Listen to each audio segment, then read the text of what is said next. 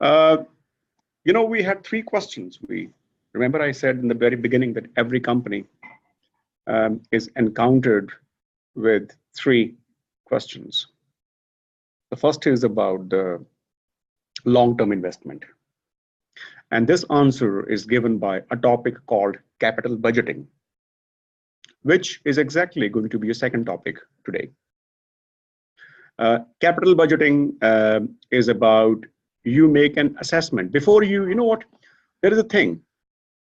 Before you even approach your funders, you need to do the homework that which project you are capable of undertaking, which project you should take. Imagine a situation, you have not finalized your projects and you apply for funding. That will be a very ridiculous situation. And when you're doing pitching and the people who are going to fund you ask you, hey, sorry, what kind of project you will be undertaking? And you say, we are still in the process of deciding. This is the most, most horrendous answer you can ever give. So the topic 2, which we shall study, is about capital budgeting. Here we shall be studying what kind of techniques the companies apply. Not only the companies apply, but you will also apply when you make your finance plan. It's based on assumptions, it's based on your estimates, but it's not a fluke. It's not a just any random numbers. You make this plan, even though it's an estimation, but you make it on some strong arguments, which you are able to back up, support, and explain, which exactly you will do on 1st of March in front of me. Okay, that is capital budgeting. So your question 2 is answered. Your question 1 is answered by topic 2, which is capital budgeting, which is all about how to select, how to choose the projects, and what you shouldn't do, or what you must not do. Okay, so what are the benchmarks of deciding if a project is viable or not? That depends upon this topic, capital budgeting. The next thing will be capital structure. It's a very important topic in the sense that after you have shortlisted the projects, the next thing is to apply for funding. And what kind of funding you apply? What should be the debt? What should be the internal sources? What should be external sources? If it is internal, what type of? If it is external, what type of? This whole debate we shall be taking care of in the second topic, in the second point called capital structure. Capital structure, by the way, I forgot to mention because I wrote so many names here. Another name for financing. Another name of financing is capital structure. Okay, because it tells you what type of capital you're getting. For example, in my example, you guys were, 3 of you were my internal capital, and then these 3 were external capital. Your equity, they were representing debt. So that is very important. And it's not easy job for a finance manager to decide what should be the optimum capital structure. Things change, life change, situation change. Business life is very dynamic, even more dynamic than your personal life sometimes. Therefore, the capital structure, what is the optimum capital structure? This will also change. Your optimum capital structure tells what is the best mix of funding. All right, and this will change from situation to situation. It can change from when the business condition is very favorable, when the market is going very well. It can change when the market is going down. Okay, and if you remember, I showed you some thesis, yeah, and the one which is written by this girl, Asel Uskumbayeva, the first one, which I said that it got published. It was about capital structure, that how the Finnish companies, what was their financing before 2007 crisis, during 2007 crisis, and after 2007 crisis. That article you must read. I recommend you. That shows that how the Finnish companies, what type of debt equity ratio the companies in Finland were having when the crisis didn't happen. And did they change something? Did they change during crisis? And now after 2010, when things started calming down, have they learned some lesson? Okay? So this is very important. This is a very dynamic concept. Another thing which I can recommend you is a thesis written by Sofia Lulu, another Russian girl. Okay, and this is what I told that I'm going to present it in Coventry soon. So these two theses could be very useful for you to get some ideas about the second thing. The third one is about the working capital management. That how you are able to finance your day-to-day activities. Okay, you can have millions of investments, but in the long-term project, but do you have a few thousands of cash in your current account that you can meet your liabilities of suppliers payment? Can you make payment for the wages? So that working capital management we need to study in this topic. Cash flow is very important. I think I highlighted before that for any company, generating the cash flow is very important. And if all goes well tomorrow, I would be showing you how these cash flow statements look like, because ultimately you have to make it for your finance plan. Okay? So this is cash flow. And if you can have a look at this, please tell me if there is anything I can explain. Okay. You have seen point A, point B, point C. They all are cash flows, basically. Cash flow, a financial market is very important to exist so that the cash flows. Remember the first situation? You gave me cash, didn't you? The share capital, the debt capital, cash flow. With that cash, I buy assets, cash flow. I make use of those assets and I operate. I generate cash, cash flow. With that cash, I pay debt and to the other stakeholders, employees, salaries. Yeah.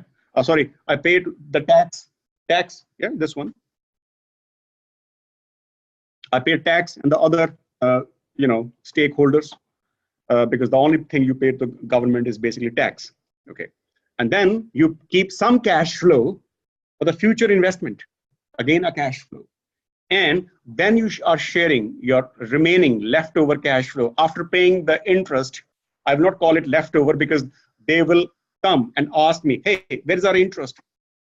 But whatever is leftover is yours, if there's a leftover.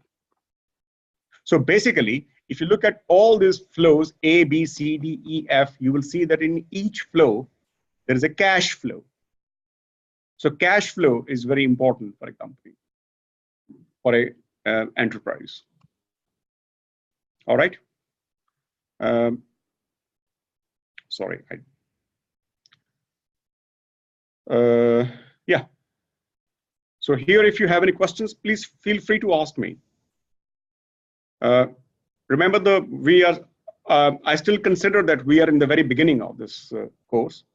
So it's very important that you understand this very rooted basic things before we can go for the little bit advanced level topics.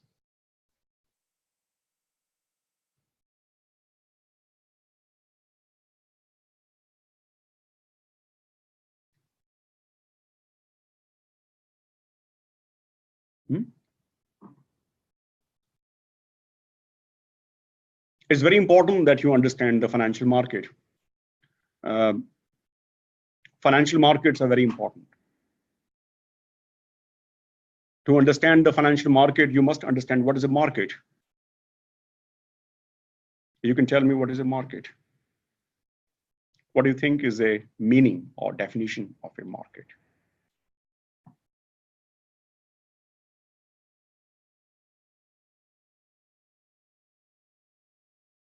So maybe the first thing you should do is you should study a little bit about what is meant by a market.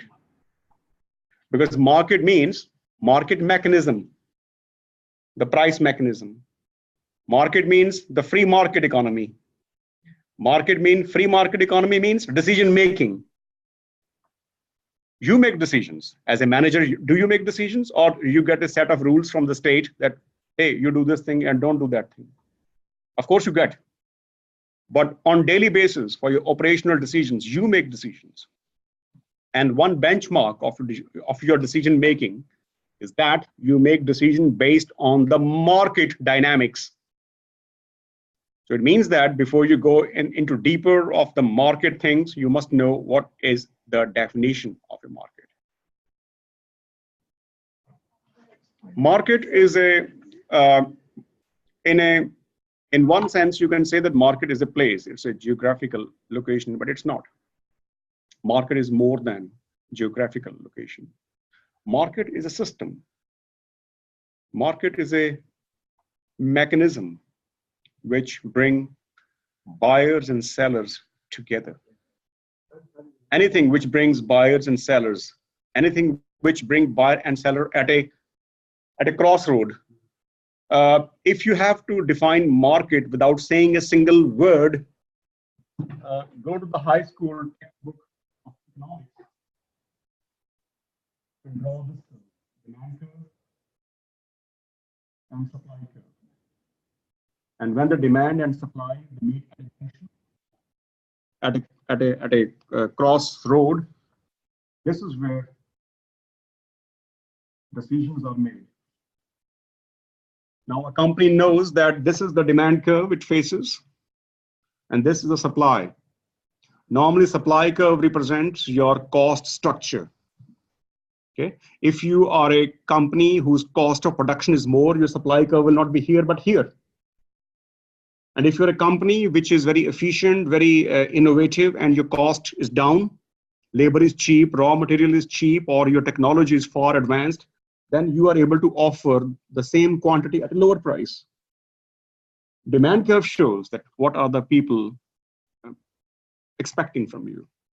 Okay, and when these demand and supply curve meet at a junction, then you are able to make a decision. Decision is that you are producing OQ amount of output and selling at OP price per unit, so that the OQEP, E means equilibrium. I deliberately write E. E means equilibrium. So that the OQEP is your revenue. All right. Now this decision is taken by the market forces. Nobody has imposed you that you sell at this price or that price. So when the decision make same way, the financial market is like demand. So there's a demand for capital. So if I put K here, demand for money. Who does demand for money? Well, the enterprises do demand for money, or the financial resources. Yeah. So I'm putting subscript K. So not demand for chocolate, but demand for capital. And then we have supply of capital. Who supply capital? Well, banks, investors, they supply capital. And at some point, the demand and supply of capital intersect so that you make an equilibrium. And that is where you know that how big the capital market is and what is the cost of capital. All right. So just like the price of N is determined, the price of table is determined, the price of capital market instruments are decided.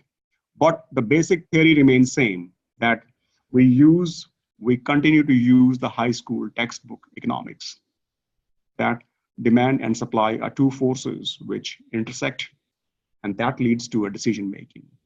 How much capital is available and at what price available. There's too much of capital, supply curve goes down, expands, the price of capital goes down. But if the supply of capital shrinks, then cost becomes more. For example, there could be a situation when banks see the queue of potential borrowers, but bank has the given resources, yeah? So then the cost of capital will go up. In this case, the cost of capital would be rate of interest. But when the bank find that, hey, we have resources, but there's not much, and if the supply of money is a lot, see, the banks are flooded with money, but the demand doesn't change. There are not real, or on the contrary, there are less people demanding money. And the cost will drastically fall. The point I'm trying to make is that when the decision making is taken with the help of demand and supply forces, okay, that is when this is the picture of capitalism, or this is the picture of price mechanism or the free market mechanism. Okay, where the decisions are not imposed. We have a very famous economist. He's also Scottish. Adam Smith, the father of economics. He wrote a book in Wealth of Nations in 1876. And this is where he made a statement that the free market economy is where the invisible hand of demand and supply interacts. This is the invisible hand. Nobody has seen it. Okay. If the state make an announcement, hey, you know what? Let's say the price is going up, up, up, up all the time, and then comes state. State says, hey, you know what? Tomorrow, I put a limit. This is the price. I don't know. Here. Where is demand? Where is supply? Price will be this. If I see anybody charging price more than this, the seller would be behind the bars. It means what? Is it still invisible? No, it's visible. It means when the state or anybody interferes, then that is called market imperfection. So this is a shortcoming that we don't want. In a free market system, we don't want any man-made restriction or any artificial restriction or any inorganic restriction. Let there be a free and fair. It's fair. Huh? I need two places. I know two places where we need it.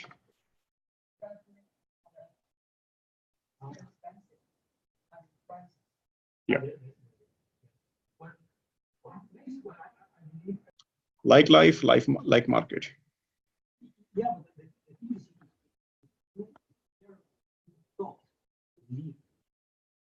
with the assumption that as much you love the give, is the much you love the get. And that would be the perfect right. Mm-hmm. Life. Yeah. If you thought with that. Mm-hmm. But the reality is other. Yeah. What kind of reality? How we're going to live? Yeah. We're going to face. When you study finance, I'm not saying that you ignore morality at all. Finance is more about reality. Finance is more about facts. They may be immoral, they may be moral. We have to live with that. But we cannot see the financial world through the absolute lenses of morality. It's a sad but true, right? But I really like the point you raised that you know at least one place where the free market system intervention is good or happens, yeah, right? I know two places where it can happen. And in both ways, I totally agree. Demand curve, supply curve. And this time, I will not use the word capital. I want to take a simple example. Let's say bread, right? Supply of bread, demand for bread, price of bread.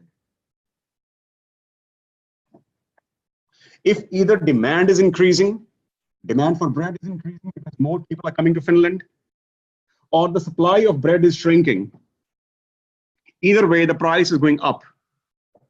That could be devastating for poor people. we have to stop somewhere. And if the state says that, hey, you know what, I put an order right now that the price of bread will not rise, I put a star here. Okay. State put a limit. State says that the maximum price which you can charge from the consumer for bread is this much. This is a state intervention, but for the welfare purpose. Unfortunately, the same welfare doesn't hold when it comes to capital markets. State would never say that, hey, this is the interest rate maximum. On the other hand, demand is shrinking, less people live in Finland, and supply of bread is explosive. Price is now going down. Do you believe it? That when the demand is going down and supply is increasing, price goes down? Yeah? Price goes down so much that state again has to come in the picture. Because this time, if the state doesn't intervene, the farmers would be devastated. Imagine you are a farmer, you have paid the cost, the product is ready, but the price of the product is going down. This is equally bad for you. And then state make another announcement, hey, you know what? This is the minimum price which the bread must cost. So here, there are two state intervention, and I totally agree that they are for the betterment, for the welfare purpose. So it means that we can also have a system whereby we have a managed capitalism or managed market mechanism. That we have the upper limit, we have the lower limit. Within this limit, if the price is this, price is this, price is this, who cares? So we have, in this example, we have created a band in which the price can fluctuate freely, but not touching the, this is the floor, this is the ceiling, this is the floor. Within the ceiling, within the floor, the price can fluctuate. This is called managed controlled mechanism, or the managed mechanism, whatever word you can call, or limited price mechanism. Okay, unfortunately, this same doesn't apply in the capital market, or it applies very rarely. Mm-hmm.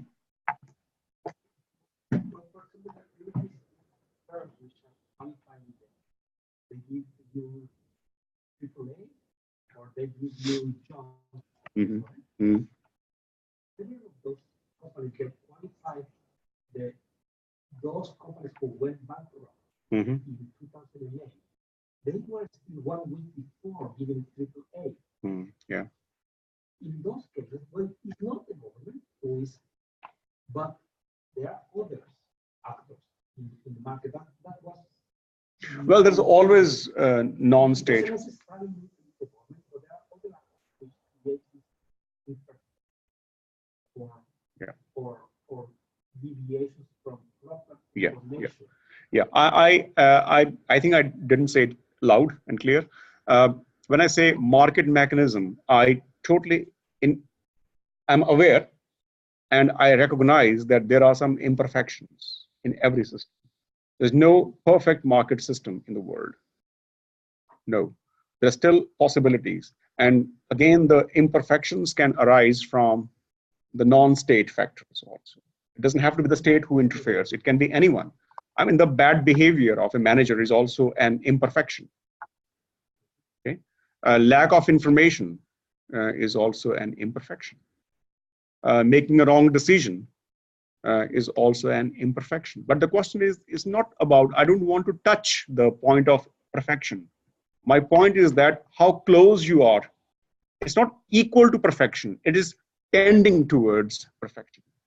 So if this is imperfection and this is perfection, question is, where is the pendulum? Where are you? Are you close to perfection or imperfection? For me, the degree of perfection matters, not the absolute amount of perfection, which will never be achievable. Let's face it. No matter how developed world we are living in, there is always some imperfection. Okay, the fact that the companies become bankrupt is an imperfection, and there are many companies becoming bankrupt in the advanced in the OECD countries. isn't? So it's not nothing to do with the development of the country. Yeah, it has nothing to do with the state. There could be the private companies who are not behaving. Like I gave you example of the principal and the agent. Yeah, as the company become bigger, the gap between ownership and control become even bigger. That is a chance. That's a point where the managers can do anything, basically. All right, they can make some wrong decisions willfully. I mean, we can discuss for hours about this, but the point is that do they make wrong decisions or not? Do they make it willfully or not? Yes, they do. It's a market imperfection. So my point is not that we are absolute touching this line, but how far? Yes, that's true. There are some markets which are on this side of the pendulum, and some are to this side. So question is, in which range you are? And this range keeps changing from time to time. Okay, so